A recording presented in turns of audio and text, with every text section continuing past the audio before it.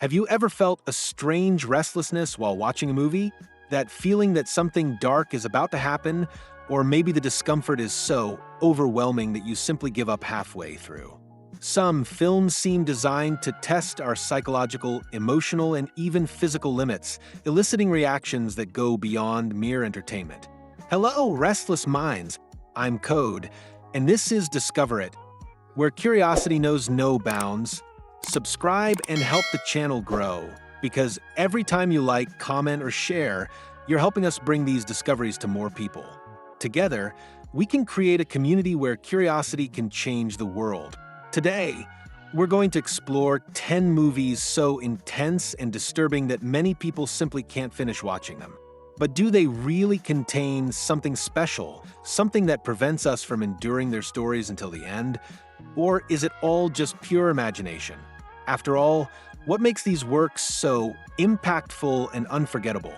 Number 1, The Unbearable Weight of a Serbian Film. Released in 2010, A Serbian Film is one of the most controversial and disturbing works ever created in the history of cinema. If you think you've seen it all in cinema, A Serbian Film shows up to laugh in your face and say, "Sit down, I'm going to show you what real discomfort is." Get ready, because the impact here is guaranteed. Since its debut, the film has caused widespread revulsion for tackling themes that go beyond what most people consider tolerable.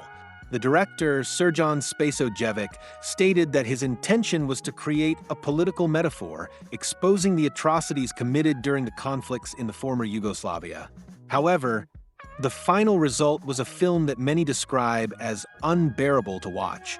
The plot centers on Milo's retired adult film actor, who agrees to take one last supposedly artistic job to secure his family's financial future. However, what seemed like a lucrative opportunity quickly turns into an indescribable nightmare, with scenes that challenge both morality and the viewer's sanity. The use of explicit violence and taboo topics goes beyond discomfort. It's an experience many label as traumatizing. Why would someone create such an extremist work? Was the goal really to shock? Or is there a greater purpose behind all that horror? The director suggests that the film reflects human exploitation and the devastating impact of war. But how far should the viewer go to understand this message? Is it possible to separate the art from the devastating emotional impact it can cause? Those who tried to watch it say that the first few minutes already provoke discomfort. But it's in the second half that the film becomes practically unwatchable. Some of the most talked about and reviled scenes involve acts of extreme cruelty, challenging not only the viewer's stomach, but also their ethical limits.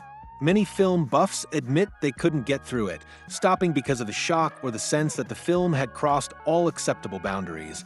Interestingly, even while being widely criticized, A Serbian Film continues to be debated by moviegoers and scholars. Some see it as a powerful piece of social commentary, while others believe it merely exploits outrageous themes for notoriety. This duality feeds the film's reputation as a work that truly isn't for everyone, and perhaps shouldn't be for anyone at all. Another aspect contributing to its cursed fame is that the film was banned in many countries, preventing its public exhibition. On the flip side, this increased the curiosity of the bravest viewers who, upon trying to watch, found that the biggest challenge wasn't finding it, but surviving the experience. In the end, what makes A Serbian Film so difficult to finish isn't just its content, but the lingering feeling that by watching it you become complicit in something profoundly wrong.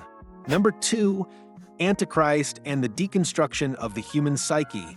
Lars von Trier is known for creating films that defy conventions and delve into the dark themes of human existence, but Antichrist 2009 may be his most controversial work.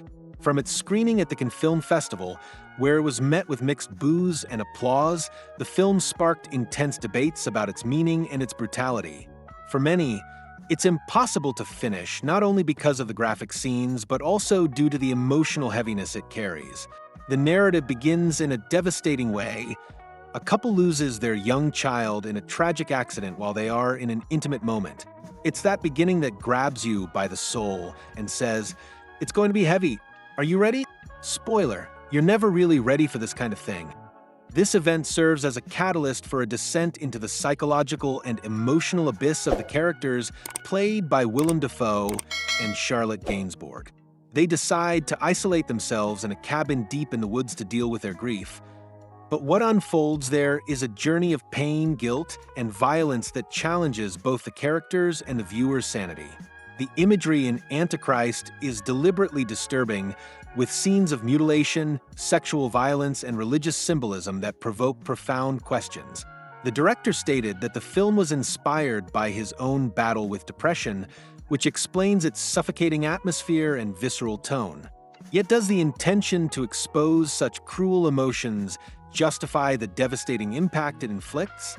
Over the course of the film, the forest surrounding the couple becomes almost like a character in itself, representing the chaos and loss of control within the human mind. The soundtrack and cinematography create a constant sense of unease, as though something terrible is about to happen. This psychological suspense, combined with explicit scenes of suffering, causes many viewers to give up before the end. After all, who's truly prepared to face the darkest depths of the human soul? One of the most debated aspects of Antichrist is its portrayal of sexuality and violence. Critics are divided between those who see it as a legitimate artistic exploration and those who consider it gratuitous and sensationalist. Nevertheless, it undeniably provokes profound reflections on themes such as guilt, trauma, and the fragility of human relationships. Why do we feel so uncomfortable watching something that, at its core, reflects dark parts of our own human condition? For some, the experience of watching the film is compared to a lucid nightmare, something you want to escape, but that also holds you captive with its hypnotic power. Others say the discomfort is so intense that they simply cannot continue. Is that part of the director's goal, or just a side effect of his extreme vision? Antichrist isn't just a movie. It's a confrontation with pain, despair, and the limits of what we're able to endure. The question that remains is, do we really need to see something so brutal to comprehend the essence of human suffering? Number 3. Salo, or the 120 Days of Sodom, Cruelty Taken to the Extreme. Released in 1975, Salo, or the 120 Days of Sodom, is a work directed by Pier Paolo Pasolini that, to this day, divides opinions as either social denunciation or simply an exploitation of the grotesque. Based on the eponymous book by the Marquis de Sade, the film transposes the story to fascist Italy in the 1940s, depicting the horrors committed by four powerful men against a group of kidnapped youths, with scenes of psychological, sexual, and physical torture. The work is a test of endurance that few manage to complete. The film's purpose isn't merely to shock, but to show how monstrous the abuse of power can become when taken to the extreme. Pasolini used the narrative to criticize fascism and the exploitative dynamics he observed in society at the time. But was such brutality on screen really necessary to convey this message? Or did the shock factor overshadow the debate he intended to spark? From the very first minutes, Salo confronts viewers with an atmosphere of decadence and dehumanization. Young people are treated like objects, subjected to cruel orders and constant humiliation. Notably, Pasolini uses violence not just as a narrative device, but as a sensory experience that places the viewer in the role of a powerless witness. This creates an unbearable atmosphere that many describe as suffocating, almost oppressive. Curiously, what makes the film even more controversial is its refined aesthetic. It's like a Renaissance painting in a nightmare, beautiful to look at. But once you realize what's going on, you want to run away. Pasolini blends well-crafted sets and almost elegant cinematography with acts of brutality, creating a contrast that amplifies the psychological impact. This dichotomy leaves viewers torn between revulsion for what they're seeing and admiration for how it's portrayed. But is it possible to appreciate something so devastating? It's no surprise that Salo was banned in several countries and remains one of the most controversial films in cinematic history. Its initial reception was marked by outrage, protests, and even censorship. Many argued it went too far, while others defended that Pasolini was simply reflecting the atrocities of the real world. Who was right?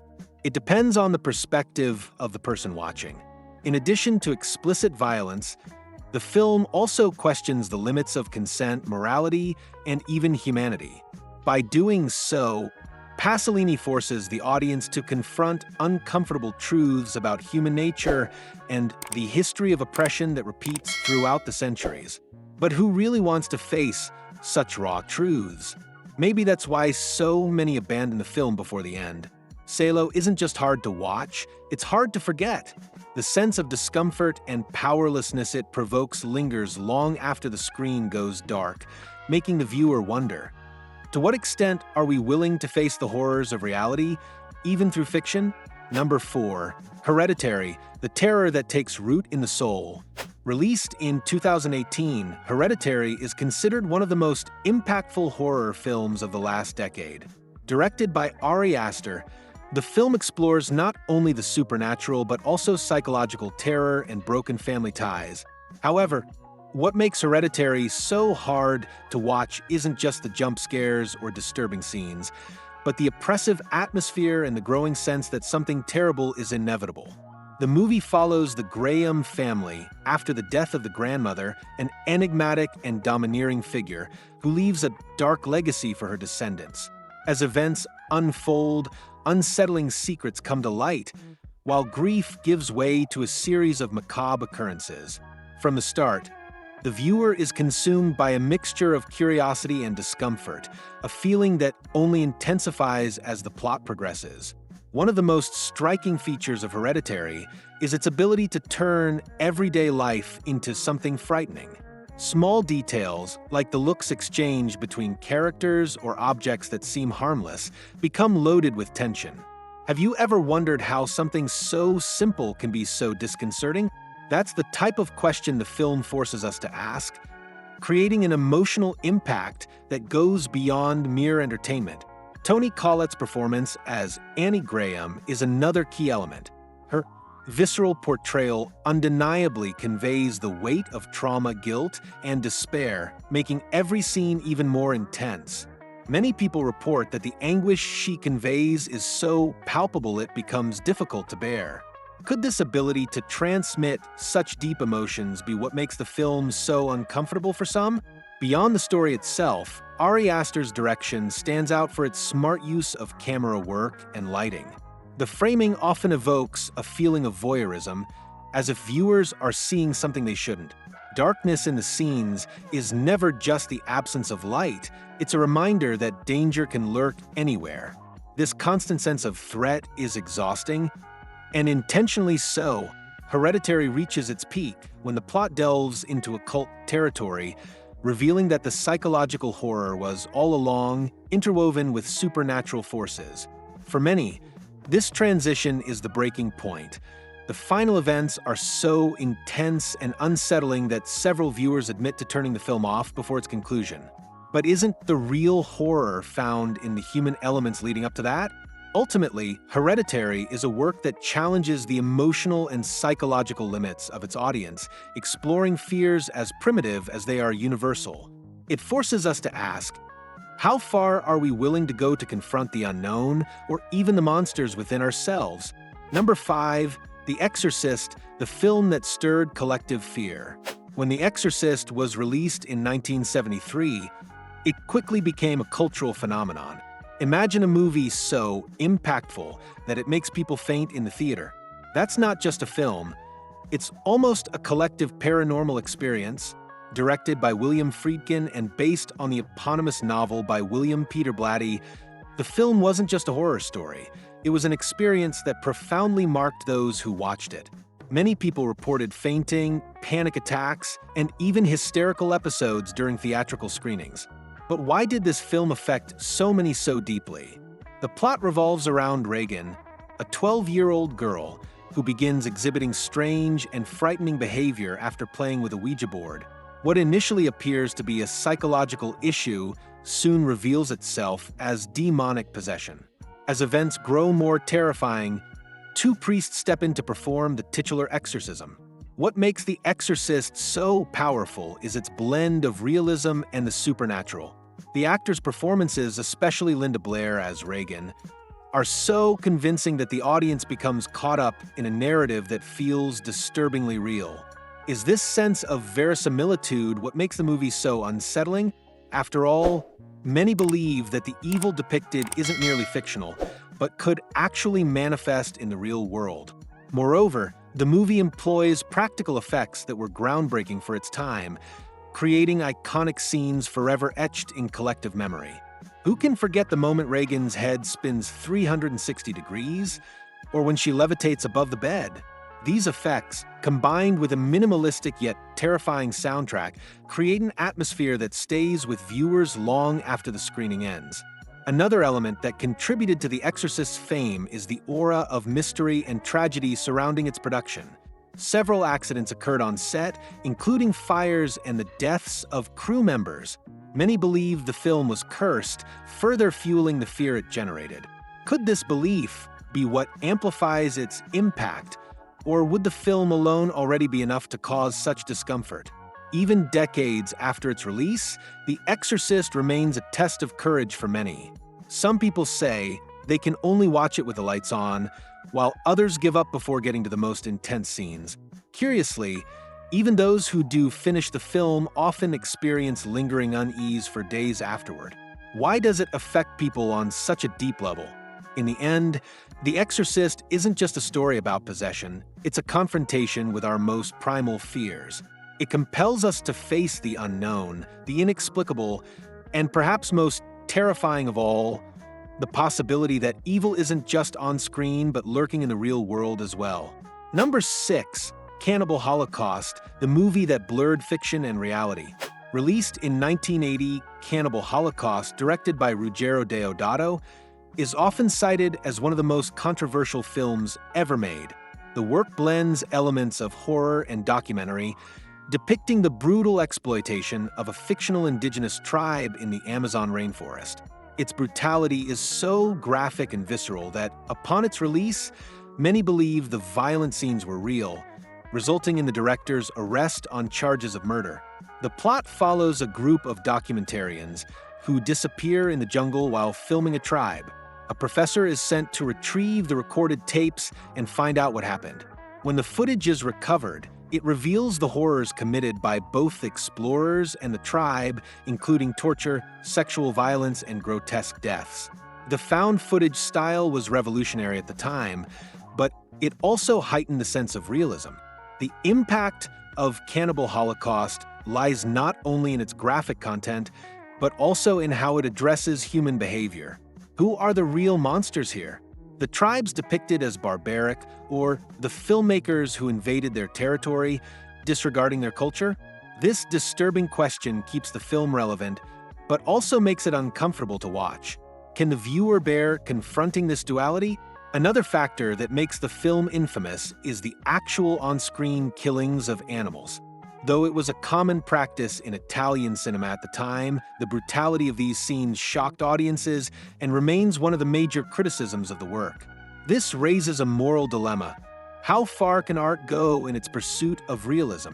Is the cost of shocking the audience worth the suffering inflicted? During the director's trial, Deodato was forced to present the actors alive in court to prove the human deaths shown in the film were staged. This controversy only fueled public interest, turning the film into a macabre legend. However, even those who managed to watch it through to the end often report feelings of guilt and revulsion. Banned in several countries, Cannibal Holocaust found its audience among the bravest and most curious viewers. But many who start watching give up before finishing, not just because of the graphic images, but also due to the emotional and psychological weight they carry. Is it possible to absorb the social critique the director aimed to convey without getting lost in explicit horror? Ultimately, Cannibal Holocaust is more than just a movie. It's a dark mirror reflecting humanity's worst traits. It forces us to question our limits, not just as viewers, but as human beings. Number 7. Irreversible, Time Does Not Heal All Wounds. When Irreversible was released in 2002, the Cannes Film Festival audience reacted with shock and outrage. Gaspar Noé basically took the concept of hard to watch and made it the film's premise. It's an emotional descent with no return. Many left the theater before the end, while others remained stunned, unable to react. Directed by Gaspar Noé, the film is a unique and devastating experience, structured so that the most brutal events are shown at the beginning as the narrative unfolds in reverse. This narrative choice creates a deep emotional impact, compelling the viewer to ponder the consequences before understanding their causes. The story begins with a revenge scene in a nightclub where two men search for the person responsible for a heinous attack on Alex, played by Monica Bellucci. The viewer is immediately flung into chaos with frenetic cinematography and a soundtrack that amplifies a feeling of nausea. However, it's the central scene, a 9-minute graphic rape, that turns Irreversible into one of the most difficult-to-watch films in cinema history. The extended length of that scene, filmed in a single take, induces a sense of powerlessness and discomfort rarely felt in film. But why did Noé choose to depict horror so explicitly? He says his intention was to confront audiences with the brutality of the act, without resorting to cuts or euphemisms. Yet, this raises an ethical question. How much suffering must be shown to provoke reflection? As the narrative moves backward, the audience discovers the peaceful, loving life Alex had before the tragedy, making the event's impact even more devastating. This reverse timeline allows viewers to experience the pain in reverse order, starting with brutality and ending with the innocence that was destroyed. This unique approach forces a disturbing question. If we knew the future, could we change our decisions, or is fate truly irreversible? Beyond its innovative narrative, the film also deals with universal themes like time, revenge, and life's fragility. The title Irreversible doesn't just refer to the flow of time, but also the impossibility of undoing the trauma inflicted by extreme events. The emotional impact is so intense that many people simply can't watch the entire film, shutting it off at crucial moments. The film's reception was polarizing. Some consider it a masterpiece for its boldness and originality, while others reject it as sensationalist and unnecessarily brutal. Either way, it's impossible to watch Irreversible without being changed, be it through reflection or discomfort. In the end, the film offers no answers or comfort. It's a cruel reminder that some choices, actions, and consequences can't be erased or fixed. The question it leaves is, are we ready to face life's raw brutality, even if it leaves us scarred forever? Number 8. Climax, the Dance of Despair. In 2018, Gaspar Noé released Climax, a film that challenges conventions and takes the audience on a visceral cinematic experience. The plot is apparently simple. A group of dancers gathers for rehearsal, but the ensuing party turns into a nightmare when someone spikes the communal drink with LSD. What begins as a celebration dissolves into chaos and madness, revealing the darkest instincts of each character. From the start, Climax captivates viewers with an impressive dance sequence that merges flawless choreography and fluid camera movements. This initial moment sets up a false sense of security, as though the film were only about the art of dance. However, as the drug takes effect, the narrative quickly fragments, dragging the audience into a claustrophobic, disorienting environment. Have you ever wondered what it would be like to lose all sense of control? That's exactly the feeling the film induces. Noé's camera plays a pivotal role in shaping this experience. It moves incessantly, almost like a character witnessing the protagonist's psychological collapse. At times, it becomes suffocating, lingering in tight spaces and prolonged shots that heighten the discomfort. It's impossible to watch without feeling trapped in that environment. But is this merely an aesthetic choice, or a deliberate attempt to have the audience live the nightmare alongside the characters? Another factor making Climax so difficult to watch is its soundtrack, which blends pulsating electronic music with unsettling sounds. The continuous beat creates a near-physical tension, as if the viewer's heartbeat is forced to match the rhythm. This soundtrack, coupled with vibrant, saturated lighting, contributes to the escalating sense of chaos. But is this combination of sensory stimuli effective, or is it just over the top? As the characters lose control, their hidden personalities surface, revealing fears, desires, and repressed impulses. This psychological aspect is as impactful as the film's visual elements. The dissolution of social masks and the unveiling of mankind's most primal side are portrayed with such intensity that many viewers feel uncomfortable, as if they're being confronted by their own demons. Who hasn't feared losing control of themselves? Nevertheless, Climax doesn't offer a linear narrative or a conventional ending. Instead, it concludes abruptly, leaving the audience with a sense of emptiness and confusion. Many say they felt as disoriented as the characters themselves by the end of the film. This lack of closure is intentional, forcing viewers to reflect on what they've seen and wrestle with the discomfort lingering after the experience. Ultimately, Climax is a work that tests the viewer's limits, both emotionally and physically. It forces us to confront the fragility of the human mind and the destructive power of circumstances beyond our control. Number 9. Tetsuo, the Iron Man, the body at war with the machine. Released in 1989, Tetsuo, the Iron Man, directed by Shinya Tsukamoto, is a film that redefines the body horror genre, plunging into a disturbing narrative about the fusion of flesh and metal. This low-budget yet high-intensity Japanese work has become a cult classic thanks to its unique and visceral approach. The film is so grotesque and visually jarring that many viewers are unable to make it to the end.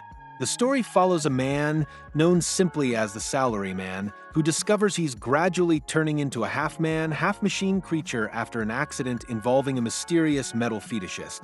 The plot is fragmented and surreal, depicting scenes of physical pain, grotesque mutations, and a terrifying symbiosis between the human body and technology. Have you ever wondered what it would be like to lose control of your own body? That's the core fear the film explores. Tetsuo's aesthetic is one of its most striking and unsettling elements. Shot in black and white, the grainy, grimy look adds to the sense of claustrophobia and discomfort. Rapid cuts and frenetic camera movement create a sensory experience that challenges both the viewer's vision and mind. Each frame seems infused with mechanical chaos, as though the transformation isn't just happening to the protagonist, but to the world around him. Additionally, the sound design is equally unnerving. The soundtrack blends industrial beats, metallic clinks, and mechanical noises that echo the transformation of the human body into a machine. This auditory barrage is as disturbing as the visuals, making for an almost physical experience for the audience. Can sound be as invasive as the images themselves? In Tetsuo, the answer is a resounding yes. At the heart of the film is the question of technology's impact on both the human body and psyche. As the protagonist mutates, he loses not only his physical humanity, but also his emotional identity. The film suggests that modern obsession with technology can dehumanize us, turning us into something we don't understand or control. But is this a prophecy or just an exaggerated reflection of our fears? Another fascinating aspect of Tetsuo is its metaphor for sexual repression and violence. Many of the protagonist's transformations carry explicit connotations, creating a parallel between desire, power, and pain. This symbolic approach makes the film more than just a piece of body horror. It's a social and psychological commentary on our deepest human impulses and the link between pleasure and destruction. In the end, Tetsuo, the Iron Man, isn't just a visual experience. It's a test of mental endurance. Its intensity, both in content and form, makes it a challenge for any viewer. For those who manage to see it through, the film offers a dark reflection on what it means to be human in a world increasingly dominated by machines. Number 10. Martyrs, Suffering Taken to the Extreme. Released in 2008, Martyrs, directed by Pascal Laugier, is one of the most impactful and controversial films of the French extreme horror movement. It's not just a horror movie. It's a philosophical gut punch that makes you question the meaning of existence. If you can make it to the end, renowned for its brutality and philosophical depth, the film is hard to watch not only because of its graphic violence, but also due to its exploration of themes like suffering, sacrifice, and the search for life's meaning. For many, watching Martyrs is so emotionally exhausting that few make it to the end. The story begins with Lucy, a young woman who escaped captivity where she was subjected to unimaginable tortures. Years later, she believes she's found those responsible for her suffering and, with the help of her friend Anna, sets out for revenge. However, what appears to be a typical revenge film quickly morphs into something much darker and more profound. The plot pulls us into an abyss where physical and psychological pain are employed as tools for a sinister purpose. Central to Martyrs is the idea that extreme suffering can lead to a state of transcendence. This concept is relentlessly explored, with scenes of violence and torture that push the viewer's endurance to the limit. But is this approach necessary to convey the film's message? Or did the director choose it to provoke an inescapable visceral reaction? The second half of the film is especially devastating, when Anna, the protagonist, becomes the victim of an experiment conducted by a secret organization. They believe that extreme pain can offer glimpses of the afterlife. This cruel philosophy is laid out with such raw realism that it forces viewers to reflect on the limits of science, faith, and morality. How far are we willing to go to seek answers to life's mysteries? One of the most talked about aspects of Martyrs is how it balances its brutality with a deeply emotional narrative.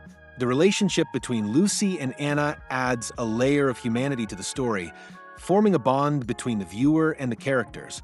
This empathy makes the violence even harder to endure, because it's not just about physical pain, but the complete breakdown of dignity and hope. Moreover, the film challenges standard horror tropes by avoiding cheap scares and focusing on a steadily mounting sense of despair. The dark cinematography and minimalist soundtrack contribute to a constant feeling of claustrophobia, as though there is no escape for the characters or the audience. Is it possible to emerge unscathed from such an intense experience? Martyrs offers no comfort or easy answers. Its message, if we can call it that, is as much a meditation on the human condition as it is a critique of our own obsessions with suffering and transcendence. These films challenge not only the boundaries of what we consider bearable on screen, but also force us to confront parts of ourselves we'd rather ignore.